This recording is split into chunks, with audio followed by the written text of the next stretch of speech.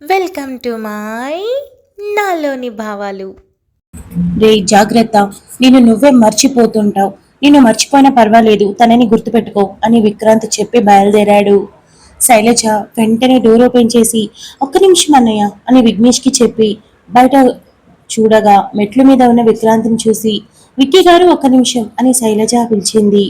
విక్రాంత్ ఆగి ఏంటి అని అనటంతో శైలజ మెట్లు దిగి మరేమో నాకు బట్టలు తీసిచ్చారు కదా, అవి కూడా తీసుకుని వస్తారా అంటే మీకు చెప్పడం తప్పే కానీ తప్పడం లేదు. ఎందుకంటే చాలా డబ్బులు పెట్టి కొన్నారు కదా, మళ్ళీ కొనాలంటే చాలా డబ్బులు అయిపోతాయి, లెక్క పెరిగిపోతుంది అని శైలజ ఇన్నోసెంట్ లుక్స్ తో చెప్పింది. ముక్కు పిండి డబ్బులు వసూలు చేయడం అంటారు తెలుసా నీకు? ఎంత ఎక్కువ ఖర్చు పెడతానో అంతకంత వసూలు చేస్తాను, గుర్తుపెట్టుకో అని విక్రాంత్ నవ్వి తీసుకొస్తాలే అని చెప్పి వెళ్ళాడు. శైలజ ఒక్కో మెట్టు ఎక్కుతూ ఆలోచిస్తూ ఇంట్లోకి వచ్చి డోర్ వేయడంతో అప్పటికి విఘ్నేష్ ప్యాకర్స్ వాళ్ళకి కాల్ చేసి రిలాక్స్గా కూర్చొని దాదా సిస్టర్ ఏమైనా తింటావా అని అడిగాడు. శైలజ తల అడ్డంగా ఊపడంతో వామ్మో, నేను గంటకి 1,00,000 మాటలు మాట్లాడతాను, నువ్వేంటంటే 10 మాటలు కూడా మాట్లాడేలా అనిపించట్లేదు. సరే కానీ నేను ప్రశ్నలు వేస్తూ ఉంటాను, నువ్వు సమాధానం చెప్పుకుంటూ వెళ్తావా అని విఘ్నేష్ అడిగాడు. విక్కీ గారు చెప్పారు కదా సామాను సర్దాలని, మనం కొన్ని వస్తువులు సర్దుదామా అని శైలజ లేవడంతో చెప్పడం ఇష్టం లేదని అర్థమవడంతో సరే సరే నేరుగా చెప్తే ఫీల్ అయ్యేవాడిని, మంచిగానే రిజెక్ట్ చేశావు, గుడ్ గర్ల్ అని విక్కీ రాగాలు తీస్తూ లేచి ఎక్కడి నుండి మొదలు పెట్టాలో మనకేం తెలీదు, ఇకేమైనా హెల్ప్ కావాలంటే నాకు చెప్పు, ప్రతి దాంట్లో హెల్ప్ చేస్తాను అని విఘ్నేష్ కళ్ళెగరేయడంతో శైలజ చిన్నగా నవ్వి ముందు వంటగది సర్దుదాం అని అక్కడికి వెళ్ళగా విఘ్నేష్ కూడా వెళ్తూ అయినా ఆ పేకర్స్ వాళ్ళు వచ్చి ఏం పిక్తారు, వాళ్ళే అన్ని సర్దుతారు కదా, మనకెందుకు ఈ శ్రమ అని అన్నాడు. ఊరికే కూర్చుని ఉండటం కన్నా ఏదైనా పని చేస్తే బాగుంటుంది కదా అన్నయ్య అని శైలజ అనటంతో విఘ్నేష్ తల ఊపి సరే సరే కానివ్వు, ఒప్పుకున్న పెళ్లికి డోలు వాయించక తప్పదుగా అని అన్నాడు. శైలజ నవ్వి కానివ్వండి అని అనింది.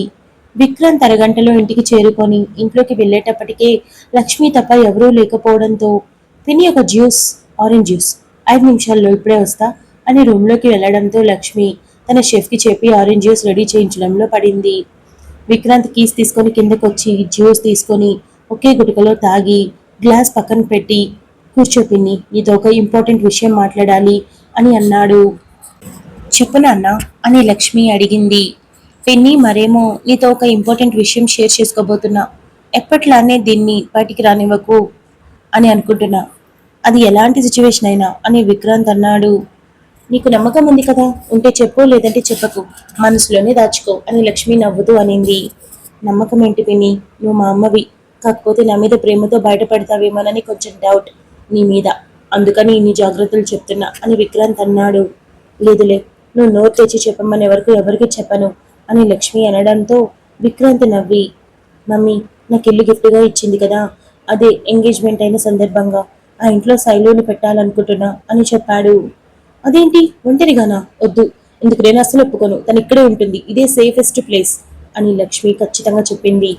పిన్ని పిన్ని చెప్పేది విను, శైలుకి ఒక చిన్న ప్రాబ్లం ఉంది, అందుకు తను తప్పకుండా బయట ఉండి తీరాలి, హాస్టల్లో అంటే కుదరదు, ఏదైనా ఇల్లు అయితేనే పాసిబుల్, ఆలోచిస్తే నాకు ఆ ఇల్లు మాత్రమే కరెక్ట్ అనిపించింది, అందుకే తనని అక్కడ పెట్టాలనుకుంటున్నాను. ఇకపోతే మార్నింగ్ మమ్మీ శైలుతో మాట్లాడిందంట, ఒక పెళ్లి కానీ అబ్బాయి తీసుకొస్తే ఎలా వచ్చావు, ఎందుకుంటున్నావు అని అడిగి వీలైనంత త్వరగా నీ పని నువ్వు చూసుకుని వెళ్ళిపో అని వార్నింగ్ ఇచ్చిందంట. నీకు తెలుసు కదా పిన్ని, మన ఇంట్లో వాళ్ళ పరిస్థితి ఏంటో, కానీ శైలు మనలాగా కాదు, బయట ప్రపంచంలో లాగా కూడా కాదు, తను చాలా డిఫరెంట్, తను చాలా మంచిది, చుట్టూ ఉన్న వాళ్ళు కూడా మంచి వాళ్ళనే నమ్ముతుంది, అలాంటి అమ్మాయిని మధ్యలో వదిలేసైనా అది ఎంతవరకు కరెక్ట్, అందుకే తనతో పాటు ప్రకాష్ని ఇల్లు ఖాళీ చేయమని చెప్పి వాడిని ఆ ఇంట్లో పెట్టాలనుకుంటున్నాను తోడుగా, అన్నిటికి మించి ప్రతిరోజు నైట్ నేను అక్కడికే వెళ్తాను, కాస్త ధైర్యంగా ఉంటుంది, ఇకపోతే విగ్గు కూడా తనని జాగ్రత్తగా చూస్తాడు, నేను ప్రపంచంలో నమ్మేవాళ్ళు నువ్వు వాళ్ళిద్దరూ మాత్రమే, అందుకే విషయం నీకు చెప్తున్నాను, శైలుకి సాయంగా వాళ్ళని పెడుతున్నాను అని విక్రాంత్ చెప్పాడు. ఈ అక్కకి ఏమైనా మతిపోయిందా, అలా ఎలా ఒక ఆడపిల్లని వెళ్ళిపోమని చెప్తుంది, శైలుని ఒక గంట గమనిస్తే చాలు తను అమాయకురాలని తెలుస్తుంది, అన్నింటికి మించి మన ఇల్లు కాపాడింది, స్వీటీని కూడా కాపాడింది, మరి ఇలా ఎలా మాట్లాడింది అని లక్ష్మి చిరాగ్గా అనింది.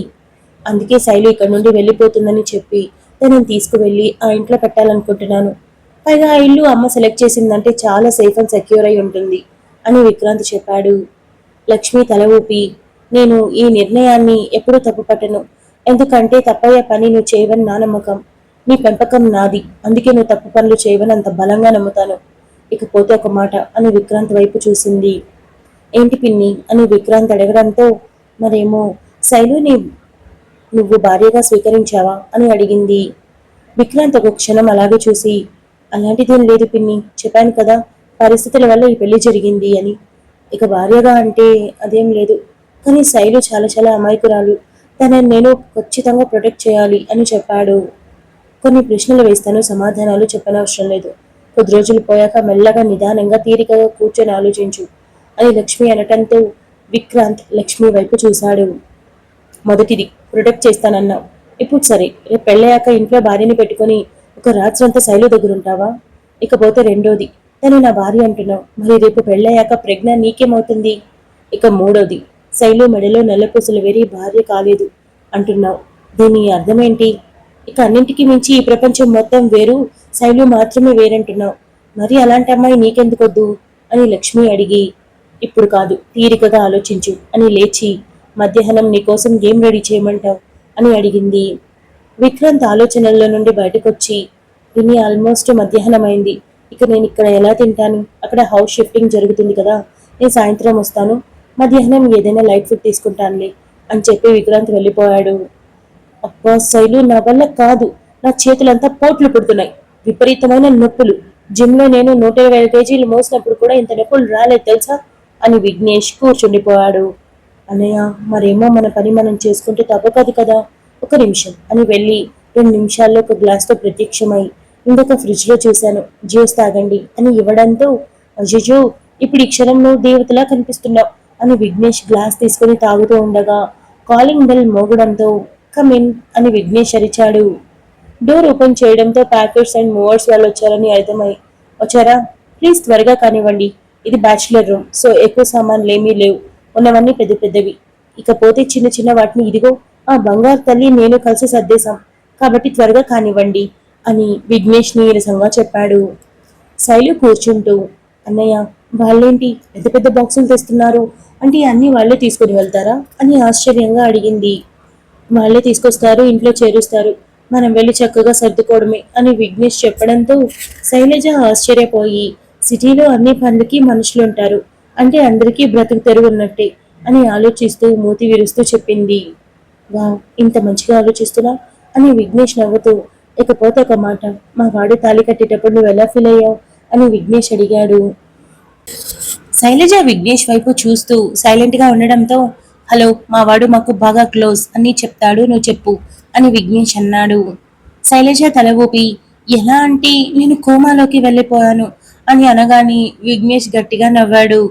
నిజం అన్నయ్య, నేను అబద్ధం చెప్పట్లేదు అని శైలజ బొమ్మలా కూర్చొని అనగానే తిరిగి వచ్చిన విక్రాంత్ అడుగు ఆపి షూస్ తీస్తూ శైలజ మాట విని ఆగాడు. చెప్పు చెప్పు అని విఘ్నేష్ నవ్వు ఆపడంతో నిజంగానే నన్ను తీసుకుని వెళ్లి దేవుని ముందు నిలబెట్టి నల్ల పూసలు నా మెడలో వేశారు. నేనైతే నిజంగా కోమా పేషెంట్ అయిపోయాను. ఆ తర్వాత గుండెదడ అమాంతం పెరిగిపోయింది, భయం వేసింది, అసలేమీ ఇంకేం ఆలోచించలేకపోయాను. కానీ ఆ తర్వాత ఇది వేసినందుకు ఆయన చెప్పిన కారణం నాకు నచ్చింది. ఆయన తాహతుకు అందానికి ఆస్తికి నేను సరిపోనని నాకెప్పుడో తెలుసు. కానీ ఆ క్షణం నా సమస్యని ఆయన సమస్యగా భావించి వెంటనే ఒక క్షణం కూడా ఆలోచించకుండా ఇలాంటి ఒక నిర్ణయం తీసుకోవడం చాలా గొప్పగా అనిపించింది. ఆయన వ్యక్తిత్వం ఏంటో నాకు బాగా అర్థమైంది. ఆ క్షణం నాకు బాగా నచ్చారు అని శైలజ చిన్న నవ్వుతో చెప్పింది. మా వాడు నీకు బాగా నచ్చాడన్నమాట అని విఘ్నేష్ అన్నాడు.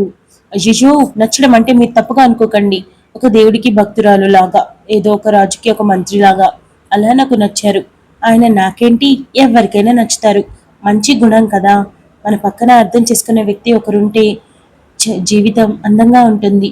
అలాంటిది ఆయనకి తెలిసిన వాళ్ళు అందరూ నిజంగా అదృష్టం చేసుకున్నారు, ఎందుకంటే తనతో పరిచయం అయింది కాబట్టి అని శైలజ అనడంతో విక్రాంత్ చిన్న స్మైల్తో మంచి వాళ్ళు ఇంత మంచిగా ఆలోచిస్తారా, ఇంత మంచిగా మాట్లాడతారా, అసలు వీళ్ళకి నెగిటివ్గా మాట్లాడడం కూడా చేత కాదేమో అని అనుకొని ఇంట్లో అడుగు పెట్టి ఏం చేస్తున్నారు అని అడిగాడు. శైలజ గొంతు వినగానే ఉలిక్కిపడి వెనక్కి తిరిగి వచ్చేసారా, ఏం చేయట్లేదు, మేము ఇప్పుడే ఇల్లు సర్దాం అలా కూర్చున్నాం అని హడావిడిగా చెప్పింది. విఘ్నేష్కి నవ్వొచ్చి కవర్ చేస్తుంది. కవర్ అని అనుకున్నాడు. సామాన్ సర్ది అన్నింటినీ తీసుకుని వెళ్తూ ఉండగా మొత్తం అయిపోయినట్టుంది. ఎలాగో వెళ్ళొచ్చేస్తారుగా, ఇంటికి తాళాలు కూడా వాళ్లే వేసుకొస్తారులే, మనం వెళ్దాం పదా అని విక్రాంత్ అనడంతో ఇద్దరు కదిలారు. విక్రాంత్ తన బైక్ కీస్ విఘ్నేష్ చేతికిచ్చి విఘ్నేష్ కార్ తీసుకుని శైలుతో కలిసి బయలుదేరాడు. విఘ్నేష్ ఫోన్ చేసి అడ్రస్ ఎక్కడ్రా, నీ కారు వెనకే వస్తున్నా అని అనటంతో ఆల్రెడీ నీ వాట్సాప్కి లొకేషన్ షేర్ చేసా చూడు అని తనకు కూడా తెలియక వాళ్ళ అమ్మ పెట్టిన అడ్రస్ లొకేషన్తో దాన్ని ఫాలో చేస్తూ వెళ్ళాడు. శైలు ఎలాగో ఇల్లు చాలా పెద్దదై ఉంటుంది. మనం ఒక రూమ్ ని వంశీ కోసం అందంగా డెకరేట్ చేద్దాం, తనకి చాలా చాలా నచ్చేలా. అందులో ఆడుకోవడానికి గేమ్స్, చూడటానికి టీవీ, రూమ్ అంతా తనకి తగ్గట్టుగా అందంగా ఉండేలా అని విక్రాంత్ అన్నాడు. శైలజ అలాగే చూడడంతో ఏమైంది అలా చూస్తున్నావు అని విక్రాంత్ అడిగాడు. ఇవన్నీ చేయాలంటే చాలా ఖర్చు అవుతుంది కదా, అప్పుడు నా లెక్కలో అది కూడా వేస్తారా అని అడిగింది. తన ఎక్స్ప్రెషన్స్ చూసి విక్రాంత్కి గట్టిగా నవ్వేస్తూ లేదు, ఇది నేను వంశీ మీద ప్రేమతో చేస్తుంది కాబట్టి నీ లెక్కలో వేయను, టెన్షన్ పడకు అని అన్నాడు. అయితే మీరు గుర్తుపెట్టుకోవాలి, ఎందుకంటే రేపటి రోజు నేను కట్టే దాంట్లో ఇది కూడా వేస్తే అప్పుడు అసలు ఎక్కువైపోతుంది, వడ్డీ ఎక్కడి నుండి తీసుకురాను అని శైలజ చెప్పింది. అప్పుడే నువ్వు లెక్కలు వేస్తున్నావా, సరే సరే నేను ఒక బుక్ పెట్టి అంతా రాస్తాలే అని విక్రాంత్ అన్నాడు. శైలజ నవ్వుతూ ఇది కరెక్ట్, ఇలా చేయండి, అప్పుడు లెక్క తప్పిపోదు అని చాలా సీరియస్ గా చెప్పడంతో విక్రాంత్కి ఇంకా నవ్వొచ్చి తను ఇంతవరకు అలాంటి ఒక ఇన్నోసెన్స్ ఉన్న అమ్మాయిని ఎక్కడ చూడకపోవడంతో ముచ్చటగా చూశాడు. అరగంటలో ఒక కమ్యూనిటీలోకి కారు వెళ్లడంతో దాన్ని చూడగానే వాట్, ఇక్కడ ఇది ఆ మధ్య కథ పేపర్లో వేశారు అని విక్రాంత్ అనుకుని ఆ కమ్యూనిటీలో ఉన్న విల్లాస్ చూడగానే షాక్ అయి ఇది మా ఇల్లు కన్నా పెద్దగా ఉంది అని వెళ్తూ ఉండగా ఇల్లు కనిపించడంతో కారాపాడు. అప్పటికే శైలజ నోరు వెళ్ళబెట్టి అటు ఇటు తల తిప్పుతూ అటుపక్క ఇటుపక్క ఉన్న ఇల్లుల్ని విచిత్రంగా చూస్తూ ఉండడంతో శైలు శైలు అని విక్రాంత్ కదపగానే ఉలిక్కిపడి వచ్చేసామా అని తల ఎత్తి ఇంటి వైపు చూసి మెల్లగా నోరు తెరిచి నోటి మీద చేయి అడ్డు పెట్టుకుంది. వాచ్మెన్ కార్ దగ్గరికి రావడంతో విక్రాంత్ విండో డౌన్ చేసి ఇంటికి చూపించి దాని ఓనర్ తనే అని ఆ ఇంటికున్న పేరు తనది అని చెప్పడంతో నేను మేడంకి ఒకసారి కాల్ చేస్తాను సార్ అని వాచ్మెన్ అన్నాడు.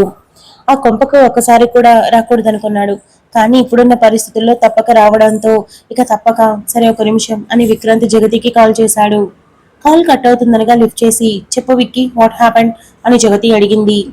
మమ్మీ, నేను నువ్వు గిఫ్ట్గా ఇచ్చిన వెళ్ళాకొచ్చాను, ఒకసారి చూడాలనుంది, అలానే కొంచెం టైంపాస్ చేయడానికి అప్పుడప్పుడు రావాలని ఉంది. వాచ్మెన్ నన్ను ఆపేశాడు, నువ్వు చెప్తేనే లోపలికి పంపుతాడంట అని అనగానే జగతికి కోపం వచ్చి ఫోన్ ఇవ్వు అని అనింది. వాచ్మెన్ ఫోన్ తీసుకోగానే వాడు నా కొడుకు, చెప్పాడు కదా డోర్ ఓపెన్ చేయమని, చేయాలిగా అని జగతి సీరియస్ గా అయింది.